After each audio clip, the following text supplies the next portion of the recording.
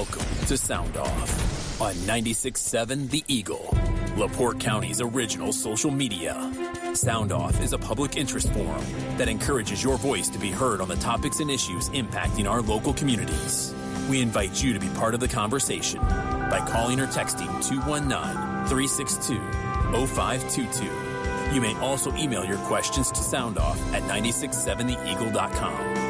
This is a topic-based program, and we ask that you keep your comments brief, concise, and related to the topic being discussed. The views expressed on Sound Off are those of the hosts or callers and do not represent the opinion of 96.7 The Eagle, Spoon River Media, LLC, or the sponsors. The on-air line is now open for your calls or texts at 219-362-0522. And now, Sound Off on 96.7 The Eagle. And a pleasant good Monday afternoon. Welcome to Sound Off. Stan Maddox here. Our guest today is LaPorte County Commissioner Steve Hollifield. So give us a call or a text message. Our Sowers GMC on-air and text line again, 362-0522. Our guest one more time, LaPorte County Commissioner Steve Hollifield. Steve, welcome to Sound Off today. Good afternoon, Stan. Thanks for having me again. Boy, it's what's been dominating the news cycle lately, nationally. Assassination of Charlie Kirk. They had a candlelight vigil outside the courthouse Saturday night. 200 to 300 people were there. What are your thoughts on the situation? Well, it's a sad day in America when they do this. And speaking with my mother, it harkens back to her day. She remembers 1968 when Robert Kennedy was shot, and when Martin Luther King was shot, and then also Malcolm X was shot that year. So she just, it makes her wonder what's going to happen, and politics should never become violent. I'm a firm believer that politics and government are not the same. They do not mix. But for some reason, we have a fine line drawn in the sand here in this country, and it's sad that we can't just sit and talk to each other. That's an interesting thing that you mentioned. Not only Dr. King, but Robert Kennedy, and then Malcolm X. Mm-hmm. I mean, that was during that very tumultuous time in the late 60s. And a couple of people I talked to Saturday night drew that same comparison with Martin Luther King Jr. But the other two, and then, of course, you had the attempted assassination of President Trump earlier in the year. Yeah, and then let's not forget 1968, they had the primary in Chicago, where Mayor Daley had to send the police out after the protesters with nightclubs and sticks and everything else. And it's a challenging time in our nation again. And like I said, I'm a history buff, so I've always read up on things. 68, I was only 2 years old, so I don't remember anything. But I like to read history, and history sometimes comes back to repeat itself, and I hope not. Yeah, let's hope not, and everything gets back to being peaceful. This political divide, the friction, do you feel that on a local level? Yes, I do. And no matter what, Randy Novak said it best when last fall when he ran, once the election is over, the R's and the D's need to be put away. Mayor Durbin said the same thing. We need to learn to get along with each other. We can agree to disagree. No one's ever going to agree on 100% of the items, but you can disagree, and you can do it in a calm, civil manner. Are we starting to reach that point locally with the commissioners? Things seem to be much less tumultuous as they were the previous 4 years, so far anyway, this year. Yes, I think so far it is calming down. Every now and then there's an outburst that comes up, a tirade, so to speak. But my friends at the State House said things are a lot calmer. We used to be the butt of all the jokes down there, and we've actually calmed down a little bit. Now they're trying to find another county to pick on. Okay, well, that's good news, yes, right? Yes, it is. That's good news for us. All right. Once again, our guest today, LaPorte County Commissioner Steve Hollifield, 362-0522. Now, I'm going to ask you this because Michigan City recently took some action. They voted in favor of a deal for a data center at the old Anco windshield washer plant in Michigan City. Of course, they had already started construction, and then they apparently upped their numbers, so to speak, to Michigan City's liking, and they're going to get something like $6 million in one-time payments and then $500,000 a year for 40 years. You know, the county took a stand wanting a good deal in return for a data center that would come to LaPorte County and want to go somewhere out in the county, like Kingsbury Industrial Park. Is that the type of deal in Michigan City that you would be looking for here in the county if a data center ever came knocking on your door? Currently, Commissioner Grammarosa is spearheading a task force to look at this options. At this time, I repeat, at this time, no data centers have come and applied for a permit or anything. So the nonsense you see on Facebook is fabrication. It's not true. When they apply for a permit, the public will become known. We would like to see them go into KOP. I spent 2 days down in Indianapolis last month during a water usage seminar, and there were 3 or 4 hours devoted to data center water usage. They're not the problems they say going on, like you hear the stories of St. Joe County and everything else. And they also, one of the things they also reiterated to us was you need to make sure at the beginning that you get all the money up front that you can. Don't just give them a blind tax abatement and they pay for nothing. Get all the money you can up front because they're a good tax base builder. And right now we could use that because of Senate Enrolled Act 1, which is going to cut our tax here locally. But we want to make sure it does not disturb the people, does not cause water usage. And talking with one person down there about electric rates, you can include in the package if they come here that they will pay 100% of the electric rates as everybody else. Some counties right now, and NIPSCO might be doing this, I'm not sure, they are giving a discount to the data center because of the volume they use and making up for the volume on the consumer's tax back. I won't tolerate for that. They're going to have to pay the same rates as everybody else. Okay. All right. So anything else about a data center? Nobody's come forward yet. The committee is doing its work, and the committee is going to recommend. What are they going to recommend? I don't know. Like I said, they've only had one meeting. I think she's putting together a second meeting. I got some research and brought back from the water usage seminar, and I gave it forward the information, the links to Commissioner Grammarosa and Commissioner Haney to look at. There's a lot more questions and answers about these right now, but like I said, in the long run, we need to build tax base in this county, and KOP is an industrial zone, and these need to be in industrial projects put into industrial areas. Okay, great. Road paving, how's that been going this year? Pretty much things are probably about ready to wrap up, right? They're still doing some. I was at Rolling Prairie's Business District meeting last month, and boy, did I get a butt chewing for that by a couple people. I got some information drawn up about chip and seal. They're not happy about the chip and seal. The chip and seal, to pave a mile of road is approximately $100,000 or more per mile.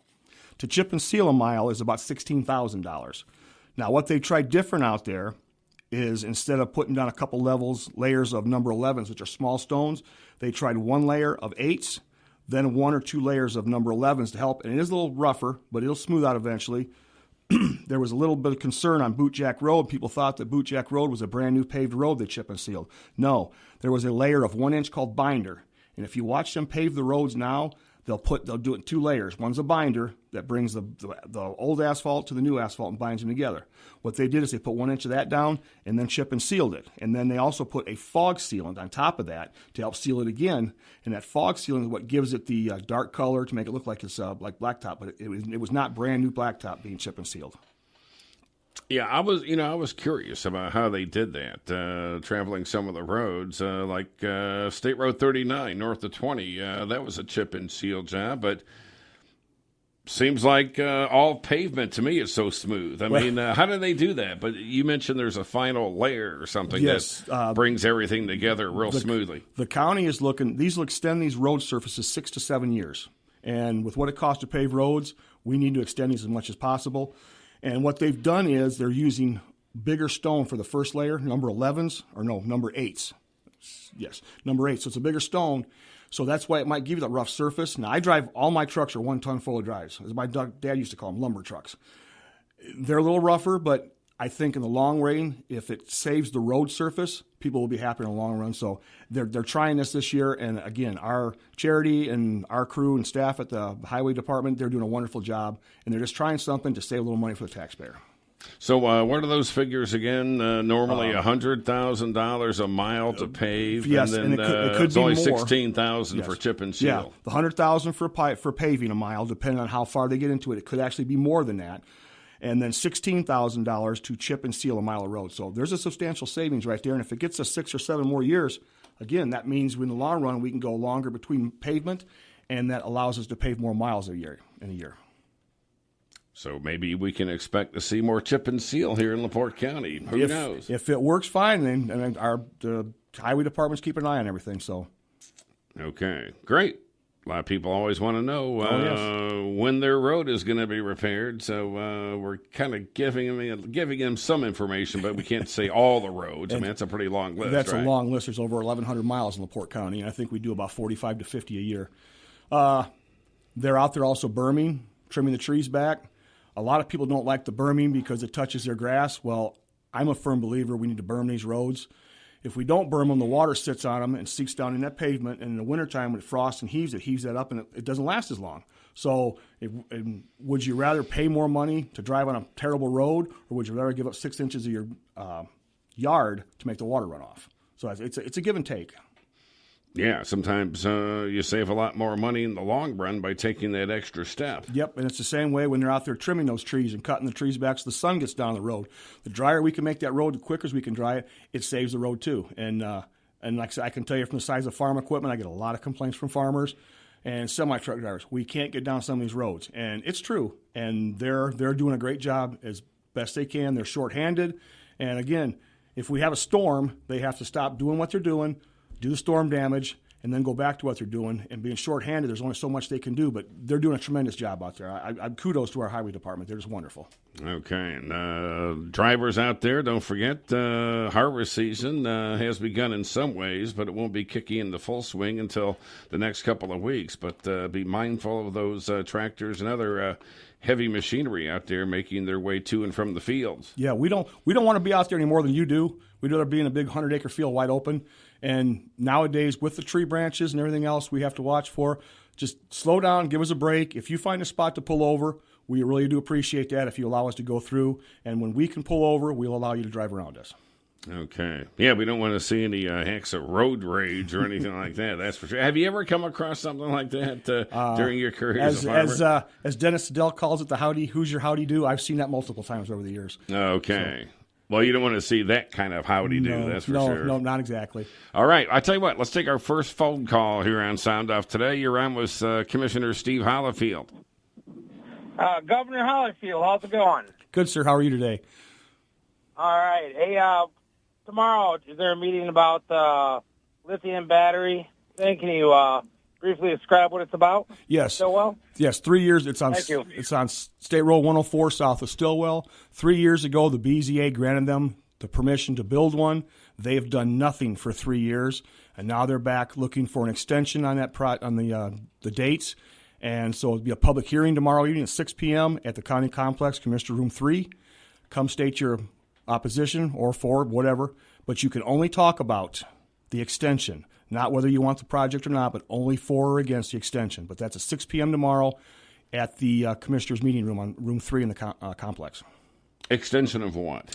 I guess the project. They got the project approved 3 years ago, and they've basically done nothing, and now all of a sudden they want to extend it because those projects they're not open-ended. They got a time frame and deadline, and now they want longer to do it. And so something tells me that something's changed in the tax code or something because they're all going after tax credits is what they're doing. They're not doing this out of the kindness of their heart. It's basically the same thing as the solar projects, which, by the way, next Tuesday, the 23rd at 6 p.m., it's a public hearing on the updated solar ordinance. You can come and express your views on that, but you can only express your views on the updated solar project, not whether you want them or not, but what you feel, how you feel about the updated solar ordinance as to yes or no.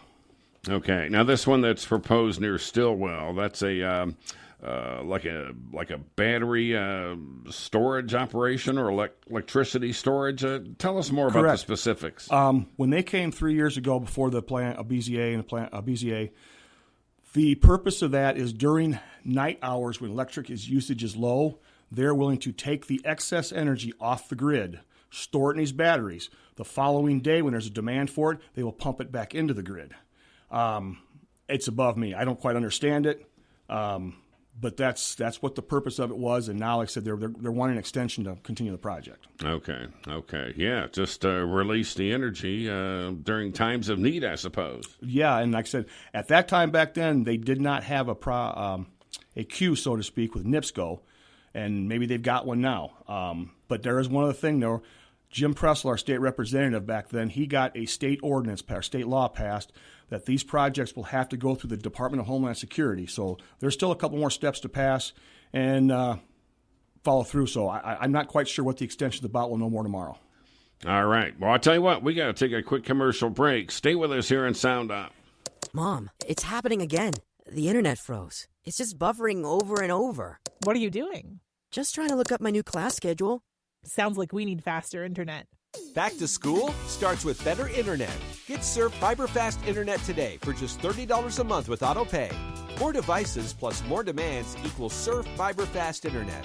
Get connected today. Visit surfinternet.com. Restrictions apply. Not all speeds available in all areas. Go to surfinternet.com for full offer details. I'm Valerie, and I'm here with Dottie, one of our residents from Oakwoods Manor. Can you tell me why you chose to join us? I chose independent living at Oakwoods Manor because it offers me the ability to enjoy as much activity as I prefer or relax and enjoy not having to maintain a home or cook meals. I've formed many new friendships, and I feel comfortable in my apartment that I now call my home. For more information, call Oakwoods Manor at 362-6600. Ask about our veteran discounts and savings.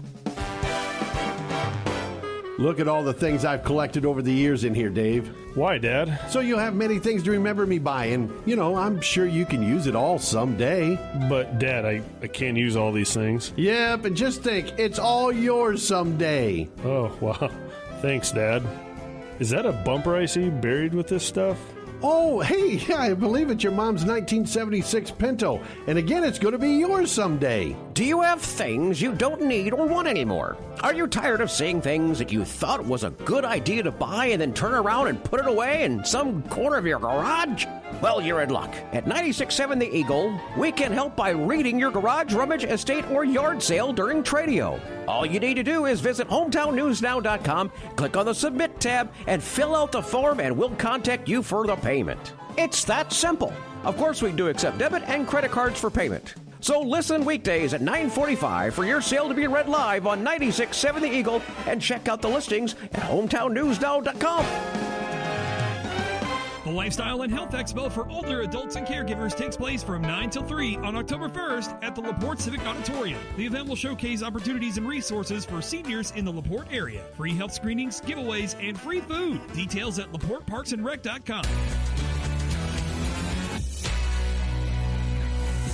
Tradio on 96.7 The Eagle, Monday through Friday at 9 a.m. is brought to you in part by Haverstock Funeral Homes and the Child Support Division of the LaPorte Prosecutor's Office. Call in on the Sowers GMC on-air line and tell us what you have to buy, sell, or trade, and host Kathy Reese and Dennis Siddell will take care of you. A LaPorte County tradition like none other. Tradio, weekdays at 9, part of the Morning Mayhem on 96.7 The Eagle. This look at the forecast at 96.7 The Eagle brought to you by Harmon Expert Auto Service. Looking for reliable and professional auto repair services? Visit HarmonExpertAuto.com, stop by 308 Washington Street, or call 325-0444 to schedule your appointment today. Michiana weather. Bright sunshine expected this afternoon with daytime highs approaching 84. Mainly clear skies. Tonight, lows around 56. From the Weather Center at HometownNewsNow.com, I'm meteorologist Paul Trombley. Right now, it's 81 degrees. We're waiting to hear from you. Dial or text 362-0522 and let us know what you think. That's 362-0522. Back to Sound Off on 96.7 The Eagle. And welcome back to Sound Off on this Monday. Our guest today, LaPorte County Commissioner Steve Hollifield. If you want to give us a call or a text message, 362-0522. Hey, Steve, we got a text message. Somebody wants to know, got any hay down right now? I'm looking for 200 bales. Yes, I do. We're going to make round bales right now currently. Okay. So you got enough round bales to meet his need, eh? No. He's probably looking for small squares. Okay. Yeah. No, currently right now what I'm baling is going to be pre-sold. All right. Somebody wants to know what is the latest update on the 8th and Wabash property. What is the update? Yeah, that plaza that was the county that had some county offices in it. It's been vacant now for about the past year or so, maybe. A year since the flood. Everyone went back to normal. I toured all the rooms over the last couple of weeks. I bounced some ideas across some different people. There's a long process. Trust me, as a businessman that comes to the government does not know how to do anything fast. So there's a process, and we're just following step by step to see what we can or can't do with that building. Okay. Yeah, I know at the last commissioners meeting, maybe it was one before, but within the past month, there was some discussion by the commissioners about perhaps putting that building on the market. I've suggested that. Last meeting, Matt Reardon, our director, said we got a lot of work to do because we overpaid for that building. No ifs, ands, or buts about it. We paid almost $650,000 for that building. To get that out of it, probably never going to happen. There's some things happening in Michigan City with a double track that prudently it might be in our best interest to wait 6 months, which gives us time to consolidate, move some of that equipment. The main issue up there is Clerk Stevens has all of her election equipment, and that has to be controlled, heat and cold, environmental controlled, and it has to be secure. And that's a good place for it to be right now, and it takes up one whole section of that building. There's a lot more there than I thought there was. The other ones can probably be combined. We could look at possibly renting them out to other businesses or whatever, but there's a lot of discussion to be done in that building yet. Okay. Yeah. Maybe it was Commissioner Joe Haney or maybe yourself. We're talking about that site being worth more now because of the potential brought by the double track and some of this investment that's being made close to the lakefront in the Michigan City area. So maybe the price of that will go up it could. More than what you paid for it. It could. That's real estate's a very touchy market. I keep track of farmland, not commercial buildings. Standing there looking out across, if you look to the north from that building, you're looking straight onto a NIPSCO generating station. So, but again, I'd like to see NIPSCO keep generating electric. We need electric. And so, but that we all know that's going to close in 28, I believe. But then again, how long it's going to take to clean that up to where you have a lakefront view. So a lot of ifs, ands, or buts going on in those projects. Do you think NIPSCO's reconsidering closing that site? There's been a lot of talk about them reconsidering and perhaps using that as a battery storage facility. That's been talked about. I'm not privy on that. A lot of that will go through the state, through the IRC and everything else, and they'll keep us informed as things change. But currently right now, they're still on plans to close that plant by 2028. Now, where they're going to replace the electric generation of that, I have no idea.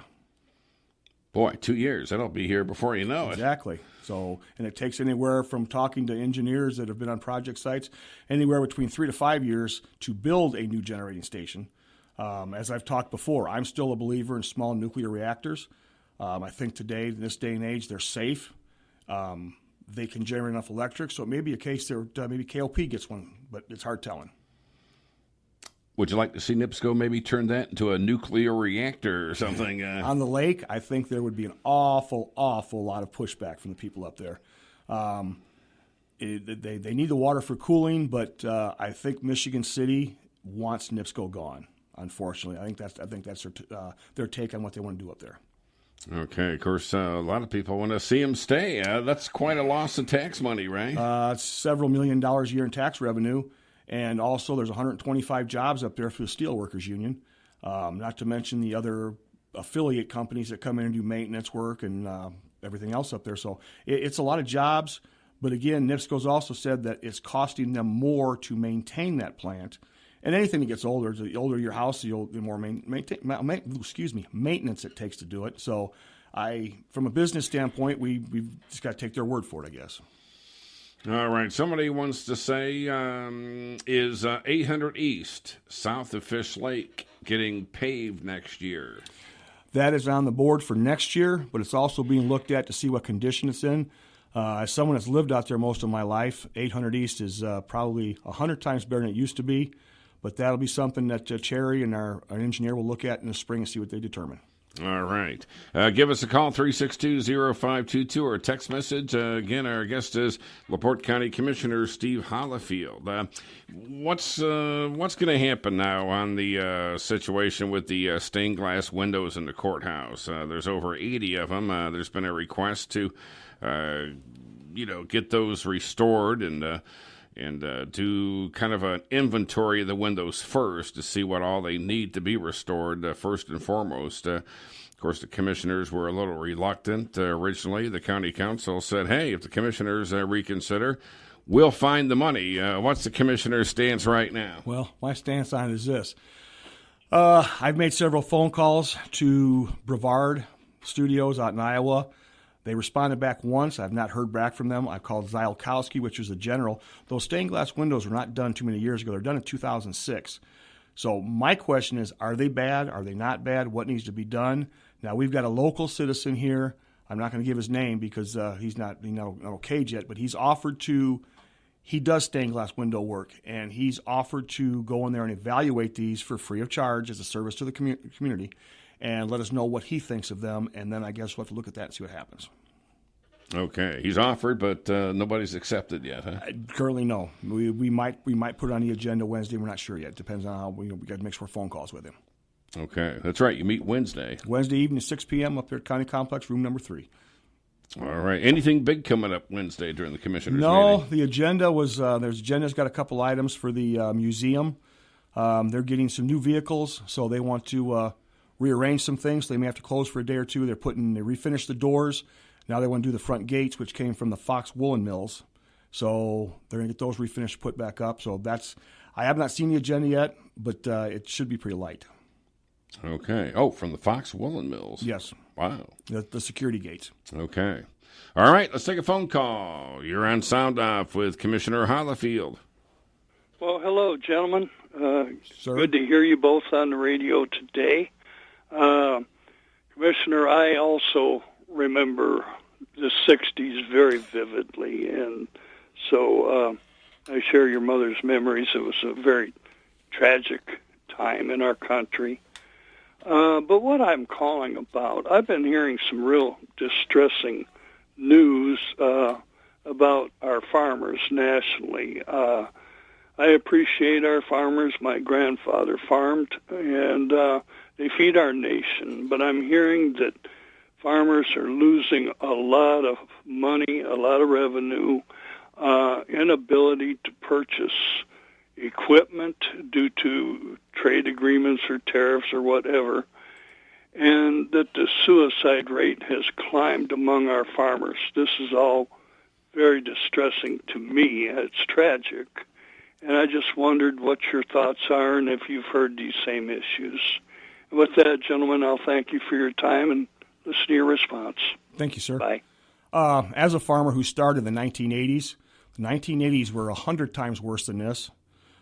Is there issues coming up now? Yes, there is. But I think what happened is it finally caught up to us after the run-up in grain prices in 2012. There are some people struggling, suffering. I mean, there's times I'm having trouble paying my bills in between, but we keep pushing on. And some of these issues, well, I'll probably catch flack for this, but some of these issues are brought on by themselves. The old bankers from the 80s and 90s, I can remember them coming to my kitchen table and say, you've got to do some major reevaluation of your farm operation. I don't think they're being told this yet, my personal opinion.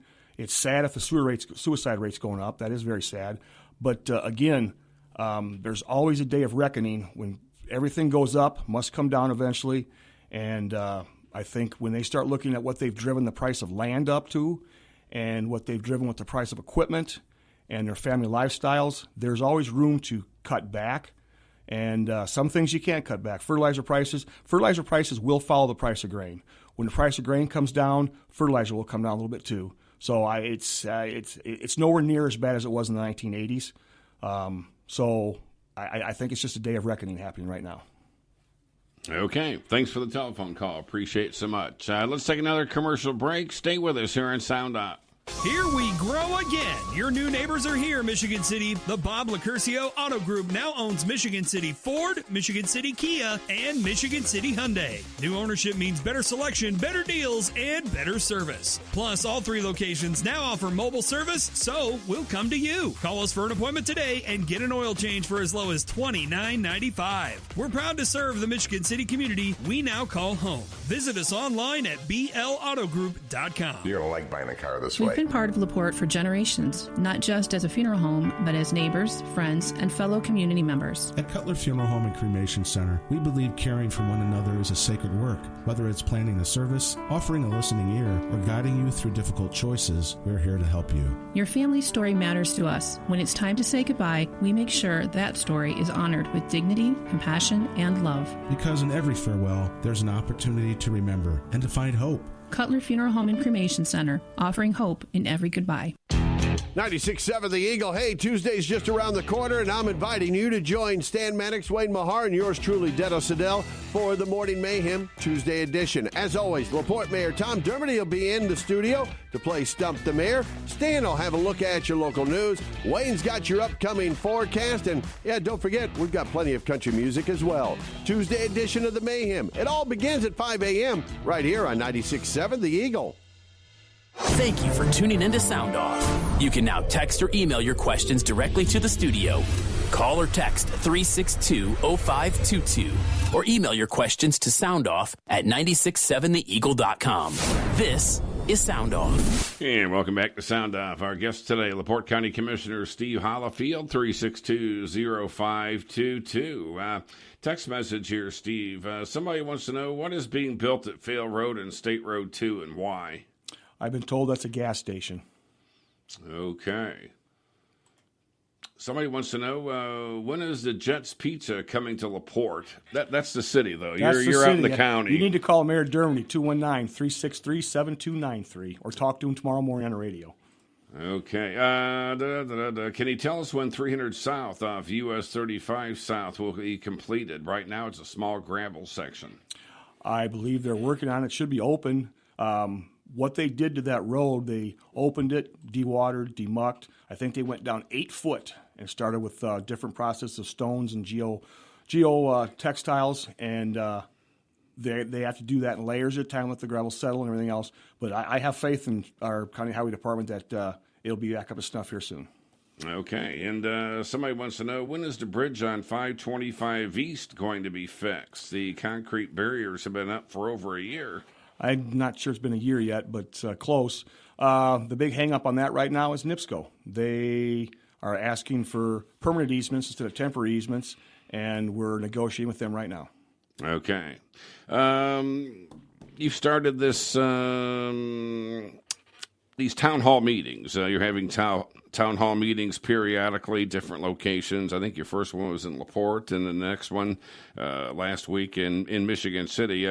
What are you hearing out there, and what are you trying to accomplish? Well, I'm trying to accomplish that the people can come to the meetings, ask the elected questions, and get it straight from the horse's mouth instead of going through. They're cowards. People call them keyboard warriors on Facebook. They're absolute cowards. They won't show their face in the meeting. They won't give their name. It's amazing how many anonymous people are out there now.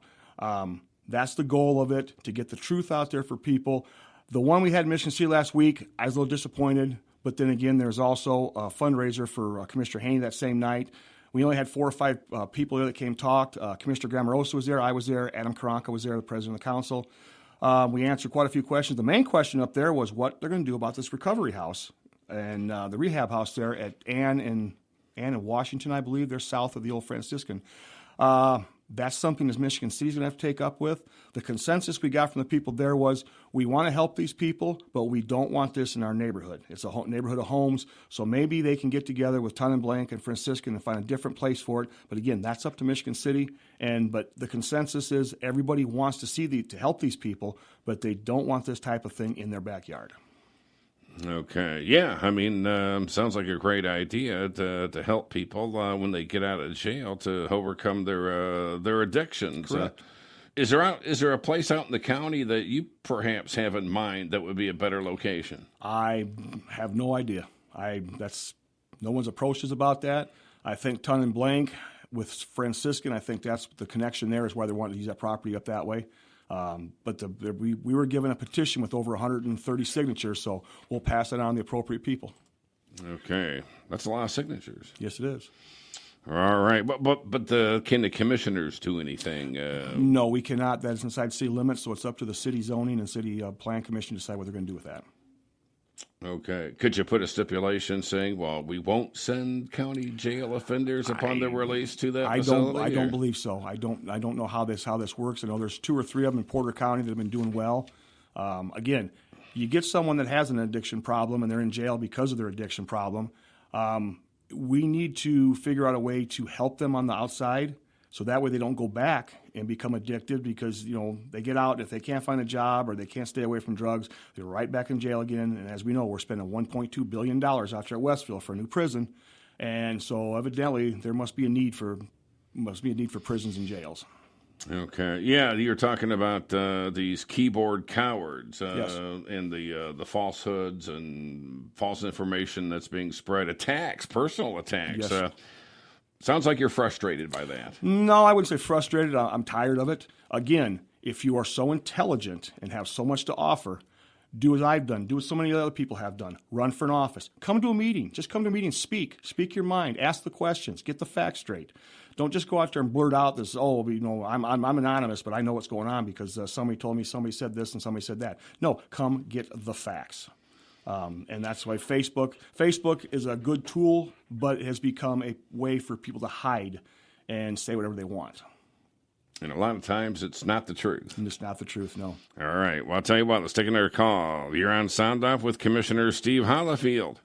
Hi, Stan and Commissioner Steve Hollifield. This is Tommy Kolovic. Say, back in November, Judge Greta Friedman and John Gilmore from Ton and Blank and Mitch from the Recovery House over in Valpo, they came before the LaPorte County Council, and they were allocated $750,000 from the county's opioid settlement and CEDAT money for the respite house they're going to put in Michigan City. I don't mind if they put it there. It's in my neighborhood, too, but I just think that you should be aware of that, too, and I just want to thank you for having those town hall meetings. They're the best town hall meetings that I've ever attended. I like how you let everybody get up and speak freely in their own voice without having to write everything down on index cards. Thank you. Thank you, Tommy. Okay, thanks a lot for the call, Tommy. Appreciate it. Do we know yet on the status of this solar farm that was approved over a year ago, I believe it was, for the Mill Creek Rolling Prairie area? RWE. No one has seen, heard anything from them. It's going on almost a year now. And so I think that the bill in Congress that took away the free tax credits and the free taxpayer money, I think that had a lot to do with it. So we'll just have to keep an eye on and see what happens. Okay. You haven't heard any final word as far as whether they're going to go through with it or not? Nothing on the books yet. Okay. Let's see. We got a text message. I live in Rolling Prairie. Can you tell me about how much an acre of land costs? I'm sure it depends on many different factors, but just an estimate, an acre of land. Well, that's like saying is a 2-bedroom house worth more money than a 3-bedroom house. I'm going to say the majority of ground sales that I've seen recently across the Midwest, $10,000 is going to be probably a rough estimate. But if you're looking for just 1 acre to build a house on, you're probably looking at somewhere between 25 and 30, and that's some question you probably want to ask a real estate agent. Okay. Lots of factors to consider when they're totaling those estimates. Yeah. Exactly. Is it flat, black, level, hilly, sandy woods? It's just there's a lot of questions for it. All right. Boy, we have less than a minute to go, Steve. Anything that you want to give us a heads up on or just say in general? Like I said, my phone number is 219-304-3164. My email address is shollifield@laporteco.in.gov. Reach out to me. We are hoping to put together another town hall meeting sometime around the first of the year, get the holidays out of the way. I'm looking for a place to do it. And I want to continue those, and I think it's, as Tommy said, we encourage the people to come speak to us, ask the questions, get the facts from us, And I'm hoping that as we progress, we'll get more and more involvement with it. Okay. All right. Well, that'll do it for Sound Off today. Thanks once again to Commissioner Steve Hollifield for coming on the program today. And as always, thanks for listening. Thanks for the calls and thanks for the text messages. We'll see you next time here on Sound Off. Until then, bye-bye. Thank you for joining us and voicing your opinion on this edition of Sound Off. The views expressed on Sound Off are those of the host or callers and do not represent the opinion of 96.7 The Eagle, Spoon River Media, LLC, or the sponsors. Sound Off airs live every Monday and Friday, immediately following Update 12 News, and is available online after the show is over under the podcast menu at hometownnewsnow.com. Mark your calendar and join us again for the next edition of Sound Off, right here on 96.7 The Eagle.